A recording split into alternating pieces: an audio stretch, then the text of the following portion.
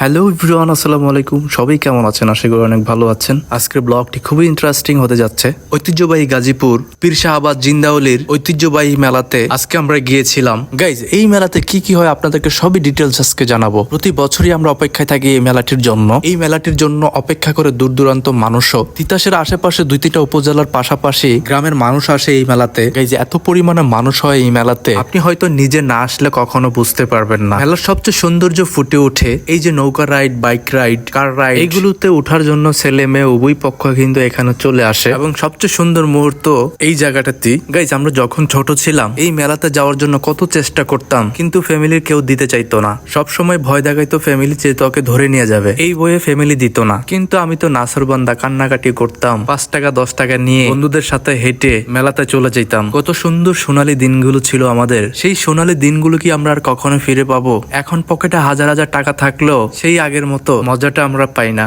ছোটবেলার সেই সোনালী দিনগুলো আসলে খুব সুন্দর। সেই দিনগুলো যদি ফিরে পেতাম হয়তো আর জীবনে কিছুই চাইতাম না।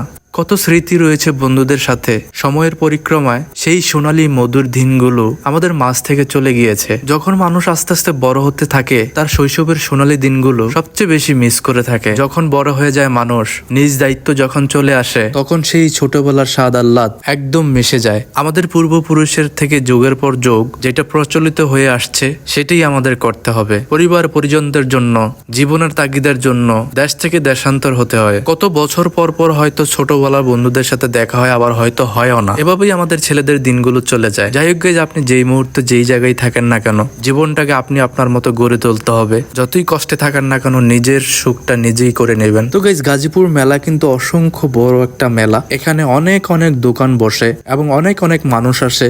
এই মেলাকে কেন্দ্র করে আমাদের এলাকার আশেপাশে মানুষদের মধ্যে কিন্তু একটা উৎসব এবং আনন্দ কাজ করে। আর হ্যাঁ গাইজ, এই মেলাটি কিন্তু কুমিল্লা, তিতাস, গাজীপুর গ্রামে হয়ে থাকে। আর এই মেলাটি কিন্তু হয়ে থাকে আমাদের গাজীপুর খান মডেল হাই স্কুল অ্যান্ড কলেজের মাঠে। আমাদের গাজীপুর খান মডেল হাই স্কুল অ্যান্ড কলেজের মাঠটা কিন্তু বিশাল বড় এবং এই মেলাটি কিন্তু সুন্দরভাবে পরিচালনা করা হয়। এই মেলাতে যারা দোকান নিয়ে আসে, যারা খাবারের দোকান নিয়ে আসে তাদেরকে খাবারের সাইড দেওয়া হয়, যারা কসমেটিকের দোকান নিয়ে আসে তাদেরকে আর একটা সাইড দেওয়া হয়। সুতরাং গাইজ, এখানে ডিসিপ্লিনের মাধ্যমে কিন্তু দোকানগুলো বসানো হয়। মেলার এবং কমিটি থাকে, তারা সুন্দরভাবে পরিচালনা করে থাকে। আর এই মেলাটি 3 দিন যাবত হয়ে থাকে এবং 1 মাস যাবত কাঠের মেলা হয়ে থাকে। আপনি 1 মাস পর্যন্ত গাজীপুর মেলাতে যে কোনো কাঠের জিনিসপত্র পেয়ে যাবেন।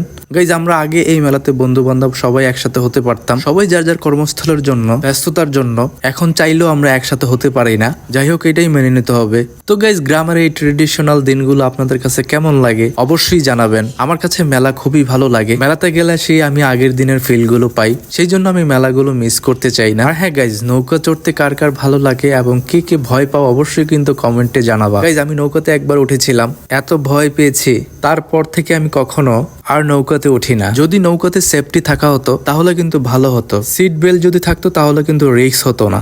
তো গাইজ, আজকের ব্লগটি এই পর্যন্তই। সবাই ভালো থাকবেন, সুস্থ থাকবেন। আর আজকের ব্লগটি কেমন লেগেছে অবশ্যই আপনারা কিন্তু কমেন্টসে জানাবেন।